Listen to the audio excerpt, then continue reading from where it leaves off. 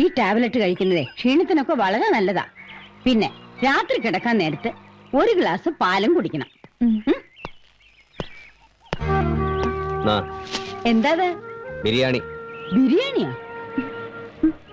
ഈ സമയത്ത് നല്ല പച്ചക്കറികളും പഴവർഗ്ഗങ്ങളുമാണ് കഴിക്കേണ്ടത്. അതിലാണ് ആവശ്യമുള്ള വിറ്റമിൻസും കാൽഷ്യം ഒക്കെ ഉള്ളത്. അല്ലാതെ ഈ ബിരിയാണി കഴിച്ചിട്ട് എന്താ? ആ ബിരിയാണിയിൽ ഇതുപോലെ ഏതാണ്ടൊക്കെ ഉണ്ടെന്ന് നാട്ടുകാർ പറയുന്നത്. നാട്ടുകാരങ്ങനെ പലതും പറയും. നിന്റെ കുഞ്ഞിന് നല്ല ആരോഗ്യവും സൗന്ദര്യവും ഉണ്ടാവണമെങ്കിൽ നല്ല രീതിയിലുള്ള ഭക്ഷണങ്ങളൊക്കെ ഇവള് കഴിച്ചേ പറ്റൂ. അച്ചൂട്ടി, ഇവിടെ ഒരു അടുക്കളയുണ്ട്. വെച്ച് വിളമ്പി തരാൻ ഒരാളും ഉണ്ട്.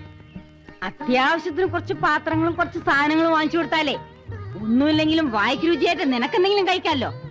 ഇതൊന്ന് ആലോചിക്കാവുന്നതാ. ഓ, എനിക്ക് ഹോസ്പിറ്റലിൽ പോകുന്ന സമയം വരട്ടെ മോളെ.